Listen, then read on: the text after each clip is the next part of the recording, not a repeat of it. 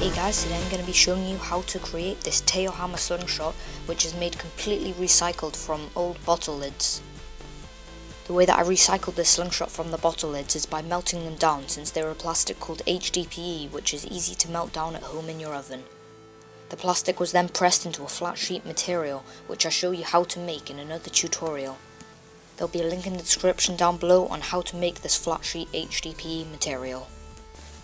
As I made this material for the slingshot, I put a lot of folds and bends in it and mixed together different colours so that it will create some really unique and interesting patterns in the slingshot.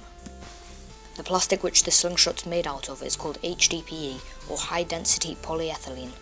This plastic is very strong, very lightweight, and it floats in water.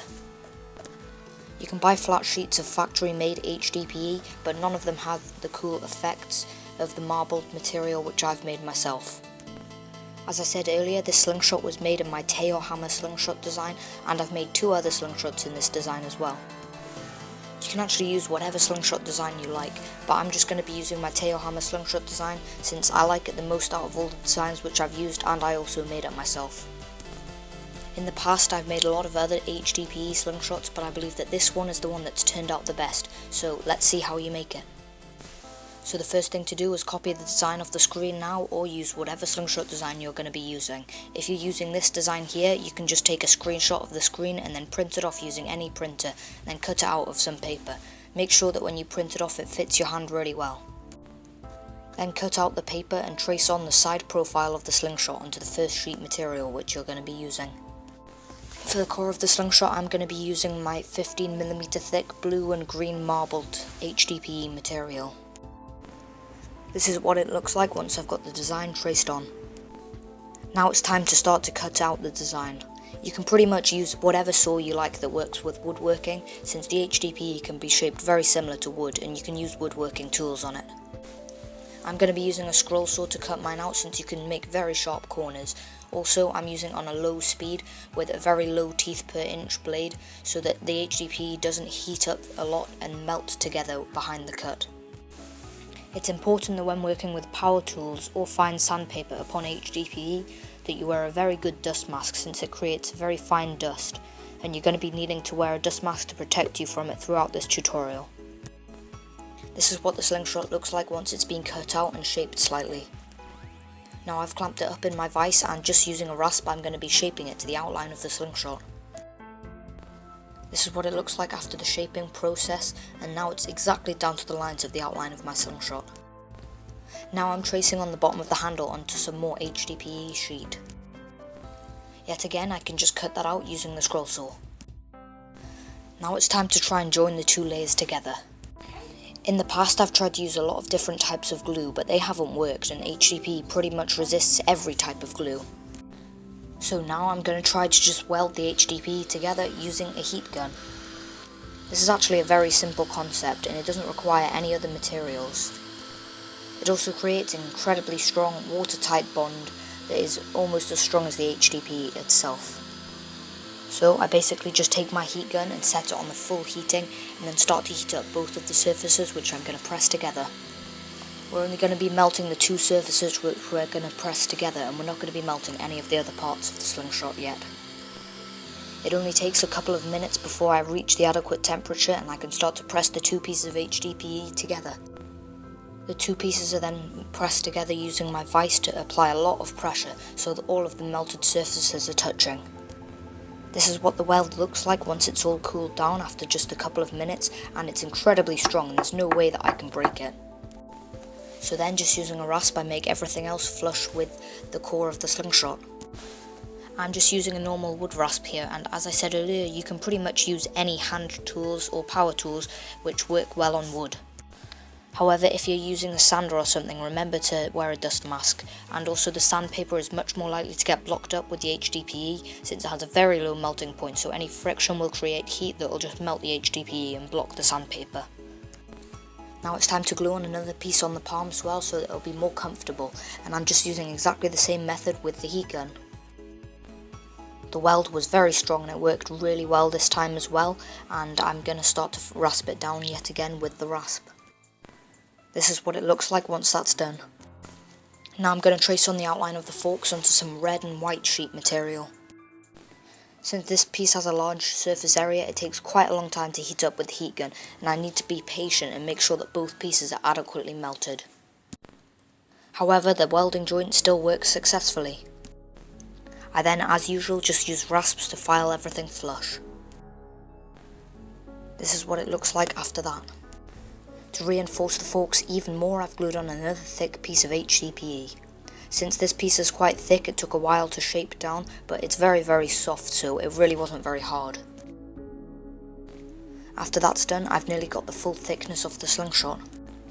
So I think it's time to start making the palm swell, and I've traced on the side profile of the slingshot. You can design the palm swell for your slingshot however you like, but I recommend doing something similar to this, since it makes a very comfortable slingshot to hold. So now, yet again, using my half round rasp, I'm going to start to file everything so that it's flush with the lines which I drew on using the Sharpie. I take my time with this and make sure that I don't file over any of the lines. This is what the slingshot looks like after I've finished doing that process. Now, as usual, using the heat gun, I'm going to glue on another piece of material onto the finger swell. Once that's been rasped down, I can then glue on another piece to complete the thickness of the finger swell. Then, taking my time to not make any of the forks or the handle too thin, I can file everything flush just using the rasp again. Then, just as I did with the palm swell, I draw on the side profile of the finger swell. Again, you can pretty much make this any shape, and it's a bit less important than the palm swell, but you want to also make it a shape that looks good as well as feels good. Then the rasp is used even more to make the outline of the finger swell. This is what it looks like after that's done, and it's quite comfortable, but all of the edges are very sharp. So now it's time to start to round all of the edges so that it feels very nice and comfortable to hold. To do that, I'm not actually going to be using a rasp, surprisingly enough, because it removes too much material in my opinion too quickly, so I'm going to be using some very old and worn down metal files that I don't actually use for metalwork anymore. Of course, this is going to remove the material a lot slower, but it's also going to leave a much smoother finish and have none of the deep gouges left behind by the teeth of the rasp. Once that's done, the slingshot's very comfortable to hold, and you can see all of the cool patterns left behind by different layers in the HDPE. I then glued on my two final pieces of HDPE, yet again using the heat gun. However, when I was welding on this piece of HDPE, I left a slight gap between two of the layers. For the final slingshot, I want there to be no gaps and I want everything to be really strong, so I'm going to weld in some material in between to fill the gap. I pick up some of the excess material left behind by all of the rasping process, and then I can put it on the bit which I want to weld down. I then take the heat gun and start to heat up the small fine chippings, and they melt almost instantaneously.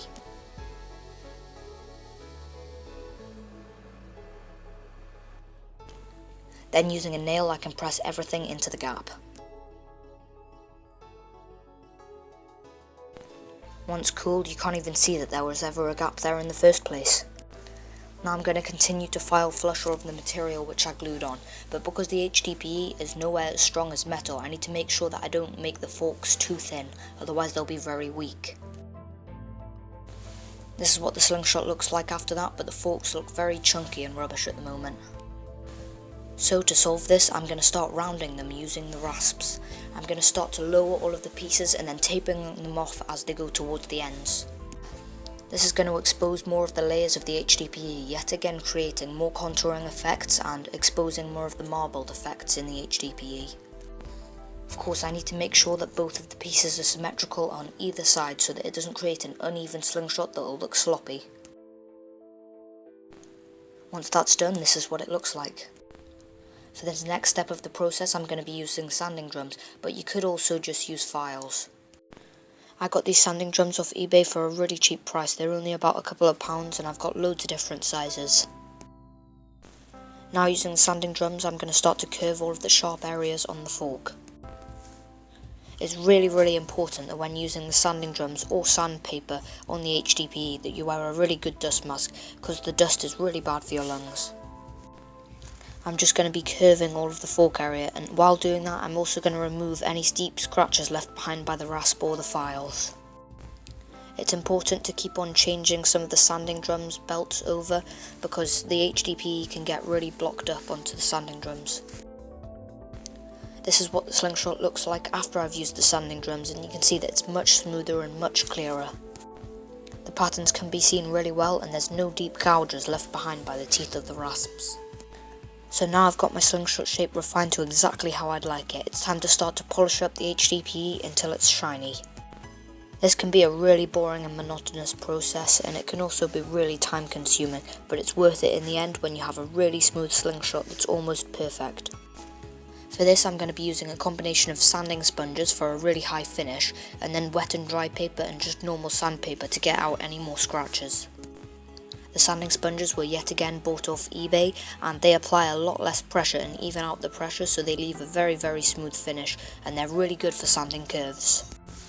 I'm going to be sanding the Slingshot all the way up to 600 grit, and it's really important to spend a lot of time on the lower grits like 60 grit and 100 grit, so that it gets out all of the deep scratches, because they'll be really hard to remove with a higher grit like 400 grit.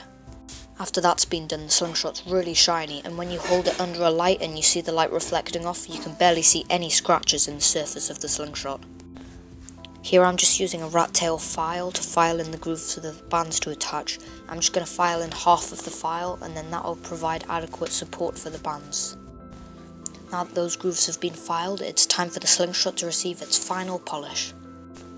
But first I'm going to strength test the Slingshot. If you weren't sure about the strength of the Slingshot, you should have probably done this earlier, but this is just to show how strong it is. Pulling with all of my strength and with my foot up against the bench, I cannot even start to bend the Slingshot forks, so it's definitely strong enough to take my heavier Slingshot bands. So now that's done, we can give the Slingshot its final polish. For this I'm going to be using a buffing wheel. As you can see, this buffing wheel is just mounted in my drill press, and when I put it on high speeds it just spins around and buffs the Slingshot, creating it really shiny. I'm going to mostly buff the handle of the Slingshot since the fork area is quite hard to get into, and also I'm going to be holding the handle area and not the forks. This is what the Slingshot looks like after that's done, and you can see that it's almost as shiny as glass, and it's really polished. I love how all of the different transitions between the different layers of HDPE is completely smooth, and when you run your finger over it you can't feel any bumps or dimples. The best thing about this Slingshot is it's completely waterproof, and also it floats when you put it in water. So now the Slingshot is finished and it can join my long line of HDPE Slingshots. I like this newest Slingshot the best out of all of them. All that's left to do now is to band up the Slingshot. For this I'm going to be using Theraband Gold. These are double layered tapered Theraband Gold, which is semi-butterfly shooting bands firing 15mm ball bearings with a strong leather pouch. If you've got no idea what that means at all, you can just buy Slingshot pouches and pre-made Slingshot bands off the internet from websites like Gamekeeper John or Simpleshot.com, or pretty much any Slingshot website. So now it's time to shoot. As I said earlier, I'm going to be using 15mm steel ball bearings, and let's test out the Slingshot's penetration and accuracy on this can. Every time I hit the can I'm going to take 2 steps backwards until I get to the maximum range I can do just in my garden.